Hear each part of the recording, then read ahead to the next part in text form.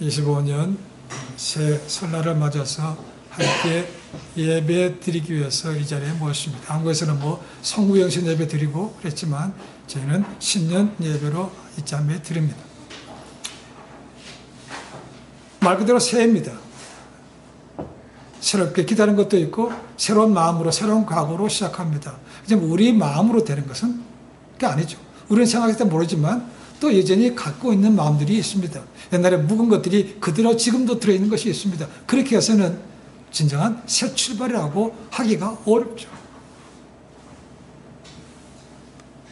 새해, 새 출발, 말은 하기 쉽지만 정말 그렇게 하기는 쉽지 않습니다. 오늘 말씀 속에서 우리가 새해를 맞아서 어떻게 새 출발하는 것이 맞는 것인지 말씀 속에서 찾아보기를 원합니다. 이럴 때 32장은 우리가 이미 잘 아는 그런 얘기이기도 합니다. 이삭과 야곱의 관계들, 특히 야곱에 있었던 얘기입니다. 이삭의 아들 야곱. 너무나 지극히 인간적인 그런 모습이기도 합니다. 현대인의 가장 티피컬한 모습이 야곱이라고도 얘기를 합니다. 태어날 때부터 장자가 되기 위해서 형 발꿈치를 잡아당기고 나왔고, 그래서는 아버지로부터 장자가 주는 축복을 받으려고 했던 사람. 그러다 결국 자기 깨에 빠져서 고향을 떠날 수밖에 없었던 그런 삶이었습니다. 어머니 리브가의 말을 떠나서 잠시 고향을 떠나는 것이 무려 20년이나 지나게 됩니다. 20년. 20년 동안 고생도 참 많이 합니다. 코토로 갈 것 같았는데, 그죠? 두 아내를 얻었습니다. 한 아내를 얻을 때마다 7년씩 무보수로 일해야만 되었습니다. 그래서 14년 지나면서 두 아내를 얻었습니다. 그리고 자기의 재산을 들리기 위해서 또 6년 동안 일해야만 되었습니다. 많은 재산을 불렸습니다. 그래 함께했던 외삼촌 라반이 두려워서 밤에 몰래 도망하게 됩니다. 그걸 알고 나중에 외삼촌 라반이 따라옵니다. 위기의 순간이었지만 그것을 지혜로 잘 하나님께서 넘어가게 하셨습니다. 그리고 이제 자기 고향으로 20년 만에 돌아가게 됩니다.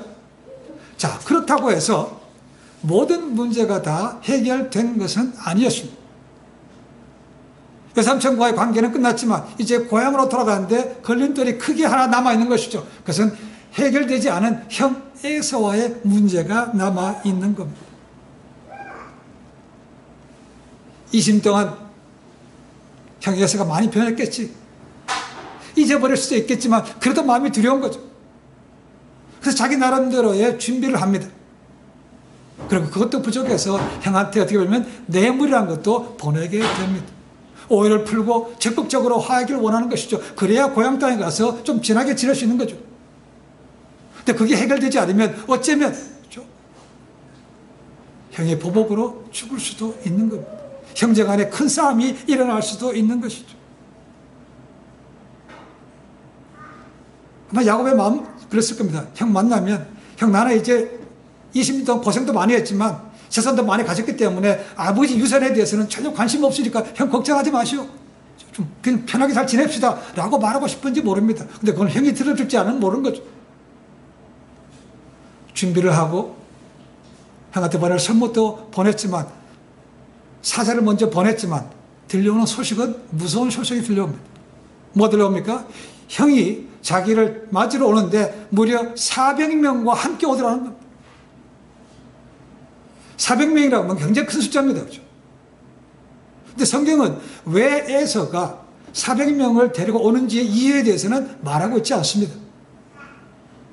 단순하게 자기 힘을 과시하기 위해서 400명을 데리고 오는 것인지 아니면 야곱에 대해서 복수하기 위해서 데리고 오는지 그것은 얘기하고 있지 않습니다. 어쨌거나 400명을 데리고 온다는 소식을 들으니까 야곱은 더 두려움이 생기는 겁니다. 가슴이 어떻게 보면 털컥 내려앉은 것이죠. 나름대로 준비를 합니다.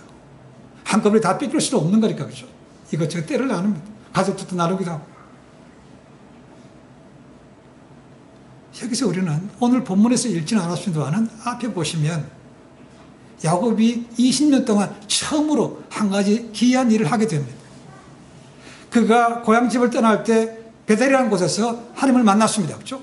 그 이후로 20년 동안 야곱이 하란에 있는 동안에 한 번도 하나님을 찾았다거나 하나님께 기도했다는 내용은 성경 어디에도 없습니다. 그런데 이렇게 두려움과 위기에 처하니까 그가 하나님께 기도했더라라고 되어 있습니다. 여기서 아마도 야곱이 처음으로 스스로 하나님께 기도한 것이라고 여겨집니다. 창세기 32장 9절부터 12절 말씀 보시면 그 기도의 법 나옵니다. 하나님, 하란을 떠날 때 베델에서 만났지요. 하나님께서 제게 약속하셨죠. 네가 분명히 이 고향으로 돌아오게 하신다고 약속하셨지요. 하나님, 그 약속을 지키시라는 거예요. 자, 그래서 11절 12절 한번 읽어보겠습니다. 내가 주께 간구하오니 내 형의 손에서 에서의 손에서 나를 건져내시옵소서. 내가 그를 두려워하면 그가 와서 나와 내 처자들을 칠까 겁이 나기 때문이다. 주께서 말씀하시기를 내가 반드시 내게 은혜를 베풀어 내 씨로 바다에 셀 수 없는 모래와 같이 많게 하리라 하셨나이다. 하나님, 이제 돌아가니까 이 약속을 제게 이루시옵소서라고 약속을 근거로 해서 하나님께 처음으로 기도하고 있는 겁니다. 계획을 세웠고 기도했습니다. 이제는 자기의 잔머리를 의지할 수 있는 것이 아닙니다. 그런 문제가 해결이 안 됩니다. 이 모든 것을 오직 하나님에게 해결할 수밖에 없습니다라고 하나님 앞에 나와서 의지하고 있는 것이죠. 그렇지만 여전히 확신이 서지 않는 것이죠. 그래서 다시 소유를 여러 때로 나눕니다. 예물을 형한테 보내고 형의 마음이 좀 더 누그러진 다음에 떠날 계획도 세웁니다. 앞에 있는 말씀을 보니까 형한테 줄 선물이 그가 가지고 있는 모든 재산이 굉장히 많은 모양입니다. 그렇죠? 선물로 준 것이 합치면 거의 550만 원이나 됩니다. 여기 보니까 암염소, 숫염소, 암양, 순양, 낙타, 새끼염소, 황소, 암나귀, 새끼나귀 모든 종류의 다양하게 무려 550마리. 근데 여기서 또 머리를 굴립니다. 이거 한꺼번에 다 주면 안 된다는 거죠. 그래서 나눠서 또 한 대 형한테 준다고 계획을 세웁니다. 그러나 여전히 불안하고 두렵습니다. 밤을 잠지 못합니다. 우리가 두려움 있을 때, 걱정 있을 때 잠 못 잔 적이 있죠. 그죠? 지금 야곱의 마음이 그런 겁니다. 잠을 못 자요. 그래서 다시 가족들을 야복강을 건너가게 합니다. 그리고 자신만 뒤에 혼자 남았습니다. 누군가 자기의 마음을 헤아줄 사람도 없고 자기를 좀 도와줄 사람도 아무도 없는 겁니다. 이게 지금 야복강의 밤으로 우리에게 알려주고 있습니다. 그러면 야곱이 왜 에서를 그렇게 두려워합니까? 라는 거죠. 야곱이 집을 떠나게 된 이유와 관계에 있는 것이죠. 그렇죠? 형을 속인 거죠. 그렇죠? 그 말은 우리가 잘 아는 대로 팥죽 음식으로서 장자권을 빼앗은 것이죠. 더 나아가서 아버지로부터 장자에게 주는 축복도 속여서 빼앗은 거죠. 그렇죠? 그 바람에 도망간 것이죠. 이 죄가 지금 20년 동안 고생했지만 많은 재산을 가지고 고향으로 돌아간 이 야곱의 발목을 잡고 있는 겁니다. 이 두려움에서 벗어나지 못하고 있는 겁니다. 20년 동안 죽으러 사고 고생하는 바람에 또 결혼하고 애 키우고 뭐 도와주는 것 때문에 정신없이 잊어버리고 지냈습니다. 그렇죠? 그렇다고 해서 그것이 완전히 없어진 것은 아니었다는 겁니다. 지금 야곱이 집에 돌아가려고 하실 그때도 야곱이 지금에 와서 그것이 크게 걸린다고 생각이 되는 거죠. 어쩌면 잊어버린지 모릅니다. 그죠? 근데 집에 돌아가는 과정이 생각났습니다. 어쩌면 자기도 이런데 형 에서도 그렇지 않을까 생각되는 거죠.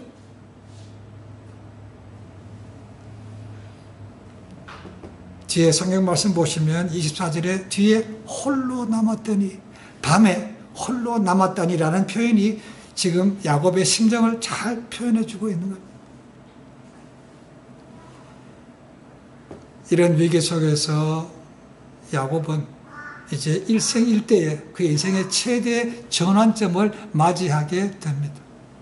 그가 노력해서 된 것이 아니고 하나님의 은혜로 찾아낸 것이죠. 그리고 오늘 말씀 보시면 첫 번째로 그렇게 보는 것이 우리가 잘 아는 대로 씨름입니다. 그 야복 강가에서 이름 모를 사람과 낯선 사람과 씨름하는 것이 나옵니다. 야곱은 20년 전에 장자권 때문에 형과 씨름했습니다. 그리고 아버지의 축복권 때문에 아버지와도 씨름했습니다. 그리고 재산을 모으기 위해서 외삼촌 라반과 씨름했습니다. 그리고 집으로 돌아가는 과정에서는 외로움과 두려움과 씨름하고 있습니다. 그러다가 홀로 남았을 때 이제 새로운 사람과 만나서 씨름하고 있습니다. 야곱은 자기가 노력해서 자기 능력으로 이렇게 큰 재산을 모았다고 생각합니다. 근데 그것이 하나님의 은혜였다는 것이죠. 한 번도 그 은혜라고 깨닫지 못했다는 겁니다. 그래서 이거 잔머리를 굴리고 자기 능력을 해서 하여튼 모든 걸 끌어모았습니다. 근데 지금은 자기 힘으로 할 수 있는 것이 아닌 거죠. 아무리 머리를 굴려도 이 해결이 안 되는 거예요. 그러니까 두려움. 어쩌면 그 마음의 두려움이 이 처음 만난 사람과 씨름해서 나타나고 있는 겁니다. 그 사람한테 어떻게 보면 화풀이 한다고 볼 수 있는 거죠. 안에 있는 응어리를 풀어내는 것이죠. 정확하게 성경에서는 이 사람이 누구라고 말하고 있지는 않습니다. 그리고 씨름하고 있지만 씨름 자체를 묘사하고 있지 않습니다. 어떻게 싸우는 거예요? 우리가 하는 대로 씨름하는 것인지 그런 묘사가 전혀 없습니다. 그렇죠? 이름도 밝히지 않습니다. 그리고 재밌는 것은 25절 말씀 보시면 이 사람이 씨름할 때 야곱을 이기지 못했다고 되어 있습니다. 자, 이 사람이 정체에 대해서 크게 두 가지로 볼 수 있습니다. 첫 번째는 이 사람이 단어를 보시면 히브리 말로 남성으로 표현되어 있습니다. 남성. 그러니까 씨름한다고 비슷하다고 본다면 야곱하고 덩치가 비슷한 그런 사람이라고 볼 수 있습니다. 두 번째는 28절에 의하면 하나님과 사람으로 더불어 싸웠다라는 말이 나옵니다. 그러니까 신적 전조라고 보는 것이 많습니다.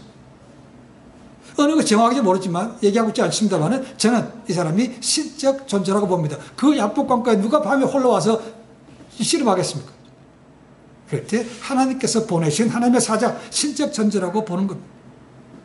그러면 신적 존재가 사람하고 싸워서 못 이깁니까?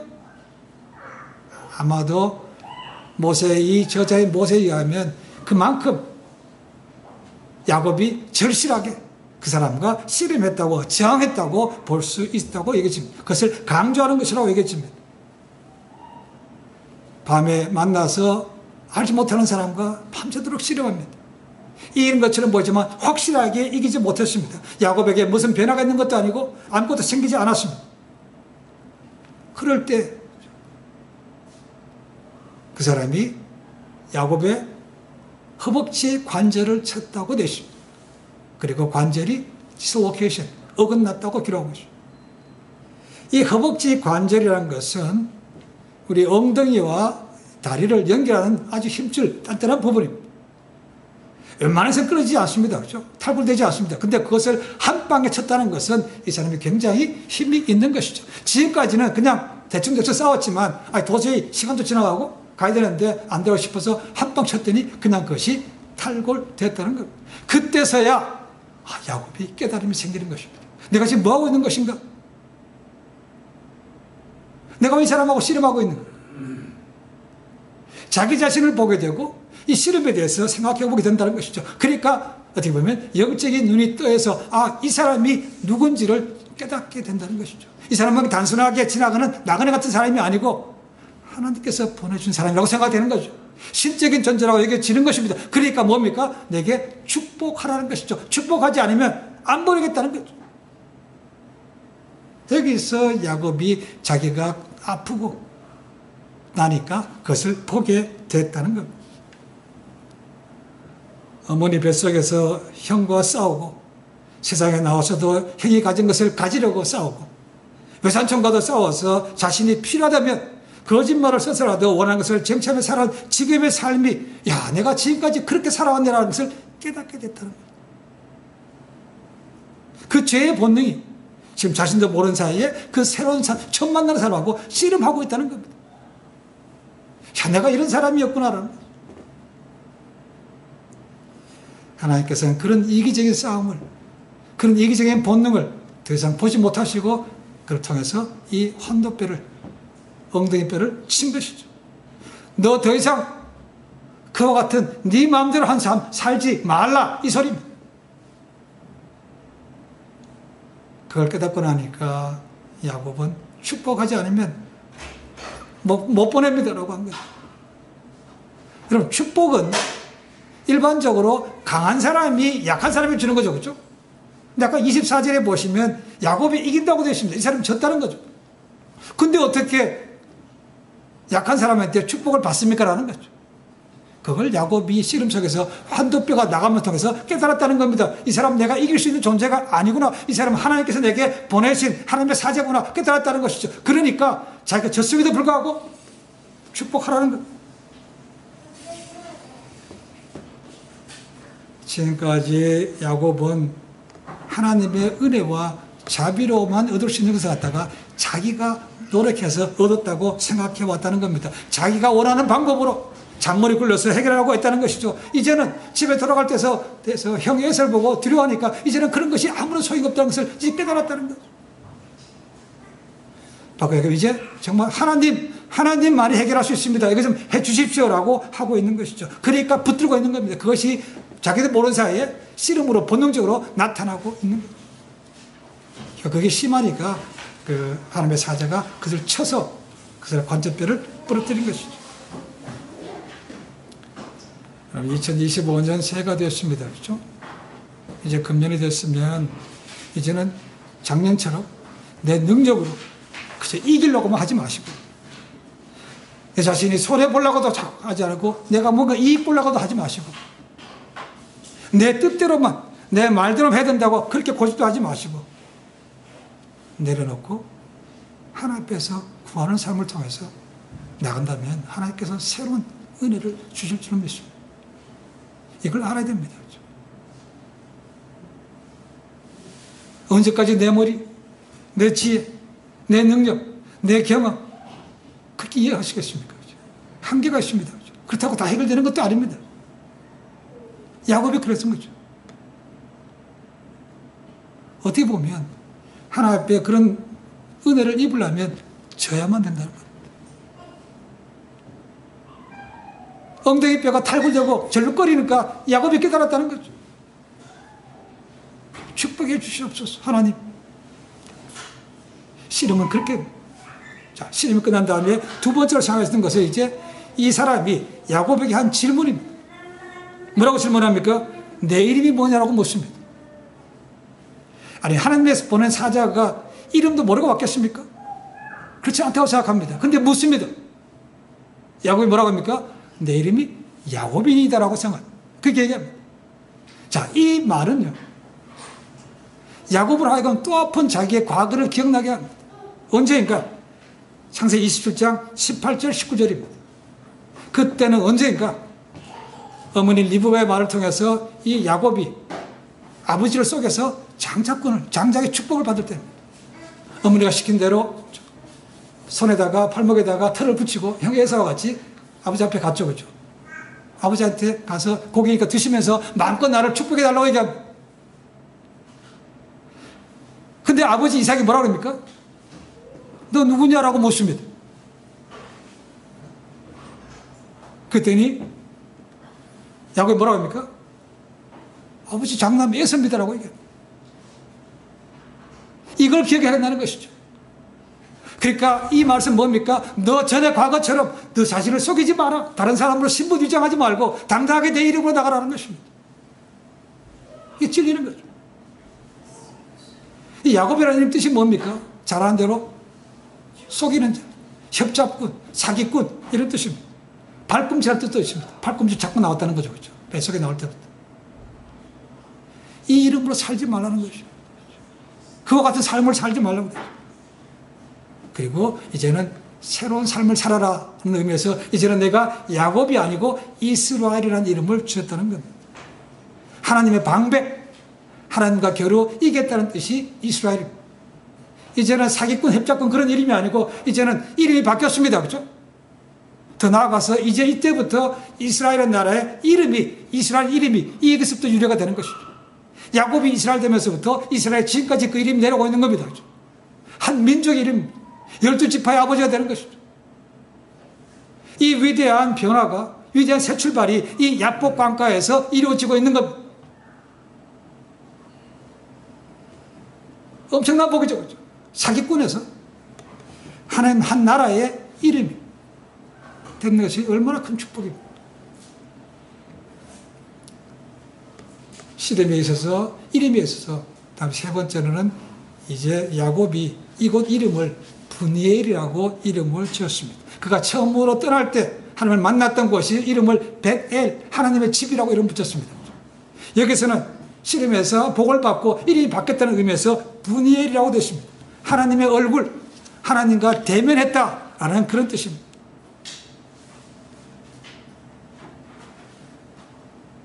하나님과 대면하고 살 수 있습니까? 없습니다. 대면하고 살았다는 겁니다. 모세에 이어서 두 번째로 대면하고 살아남은 사람이 바로 야곱이에요. 이게 얼마나 큰 축복입니까? 하나님을 보면 죽어야 됩니다.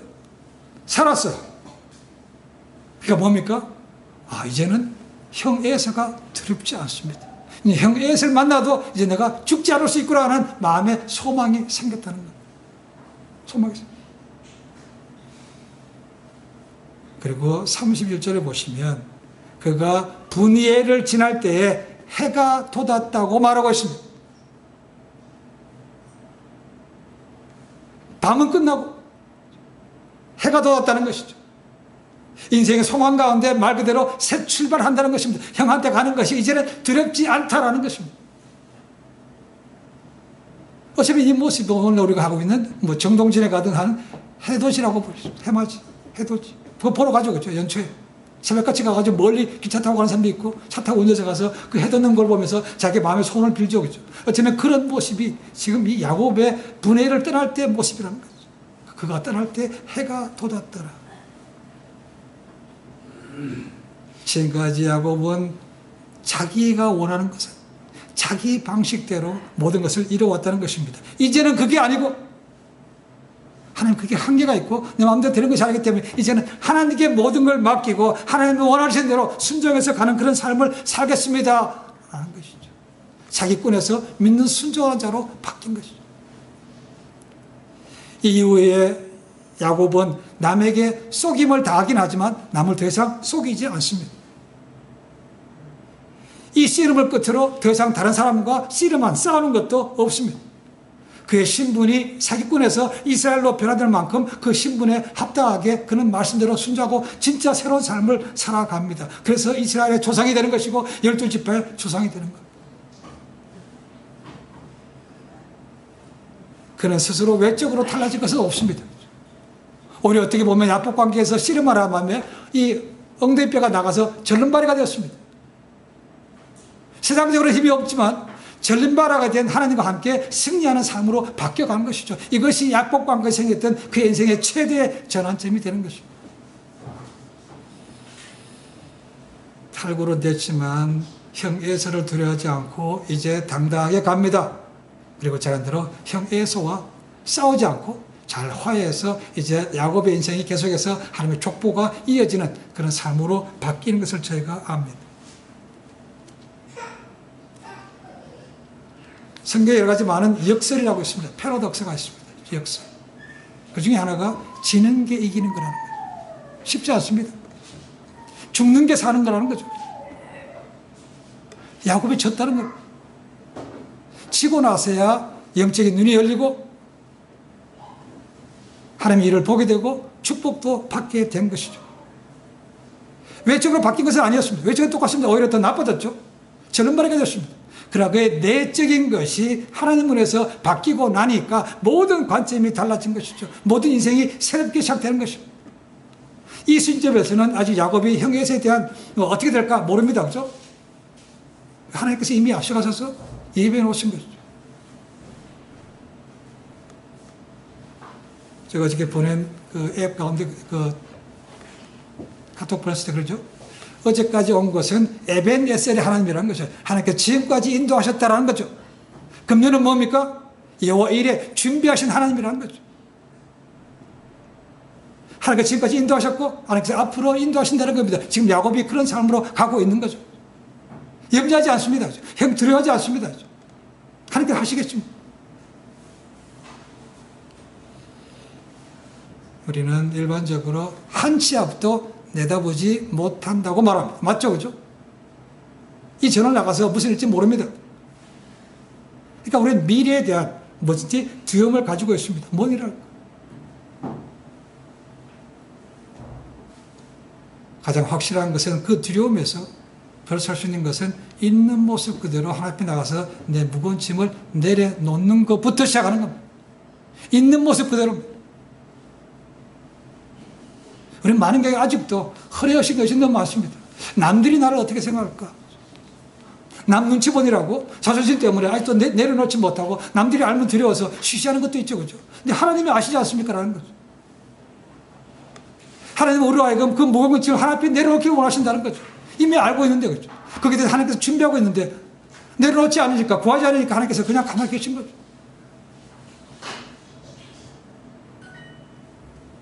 어쩌면 제가 그렇게 하지 않는 것은 이 야곱과 같이 절박함이 없기 때문에 그런 것은 아니죠. 야곱은 지금 절박합니다. 이거 아니면 죽을 것 같아요, 정말요. 그러니까 믿을 분은 하나님밖에 없는 거죠. 그래서 죽으라고 붙들고 안 놓는 거죠. 다리 꼭 잡고 안 놓는 겁니다. 여러분, 이렇게 우리가 구할 때도 강청하는 것이든 강청으로. 그냥 해도 그만, 안 해도 그만, 응답해도 그만, 안 해도 그만, 이런 것을 하니까 안 되는 거죠. 정말 죽지 살기로 해. 그래서 때로는 기도원에 가는 것이 필요한 것도 그런 겁니다. 정말 결심하고 올라가서 한번 해보겠다는 겁니다. 한국의 믿음의 선배들 그렇게 얘기하죠. 그럼 기도원에 올라가서 나무 뿌리 몇 뿌리 뽑았다 그러죠. 그죠? 손 한 뿌리 붙들고 기도해가지고 몇 뿌리씩 뽑아야 된다고 얘기합니다. 그 정도로 기도했다는 거죠. 이거 뿌리 뽑을 때까지 너무 축방 안 해주시면 안 간다는 겁니다.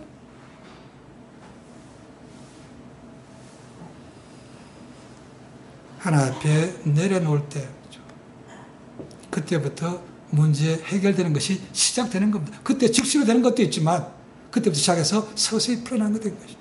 내려놓는 것이 첫 번째입니다. 그래야 새 출발할 수 있는 거죠. 예수님께서 이렇게 말씀하셨습니다. 마태복음 11장 28절 30절 수고하고 무거운 짐자들아 다 내게로 오라. 내가 너희를 쉬게 하리라. 나는 마음이 온유하고 겸손하니 나의 멍에를 메고 내게 배우라. 그리하면 너희 마음이 쉼을 얻으리니 이는 내 멍에는 쉽고 내 짐은 가벼움이라. 내게로 오라고 얘기합니다. 근데 우리는 안 가요. 뭐가 그런 말에서 빼는 건지. 결국 손해보는 건 그겁니다. 우리밖에 없는 거죠. 안 가면 손해보는 겁니다. 그리고 문제가 해결되는 것도 아닙니다. 야곱의 삶이 지금 이 야복강가에 일어나기 전까지 그랬던 삶이었지 않습니까? 그래서 아까 말씀드렸지만 이 야곱이야말로 오늘 현대인의 가장 대표적인 모습이라고 생각합니다.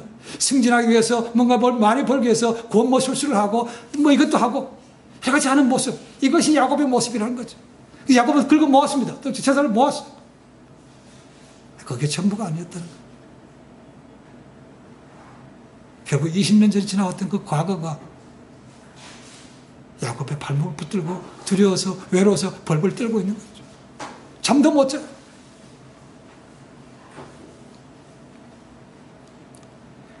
우리 2024년도의 삶이 그럴지도 모르겠습니다. 그렇다면 2025년도가 새해가 새 출발이 되려면 야곱처럼 하나님 앞에 하나님 이렇습니다. 약속하셨으니까 하나님 쉬셔야만 됩니다. 라고 붙들고 기도한다면 하나님께서 새롭게 이 순간부터 역사를 시작하실 줄로 믿습니다. 그게 될 때 이제 내 문제에서 끝나는 것이 아니고 맨날 내 것만 다질 것이 아니고 이제 남에게 복을 주는 사람으로 바뀌는 거죠.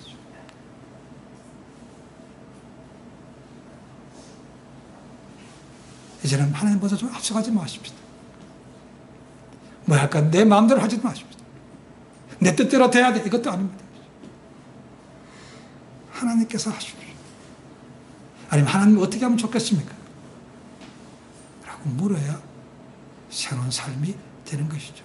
그것이 분이엘 하나님과 페이스 투 페이스, 얼굴과 겉을 맞대고 보았다는 거예요.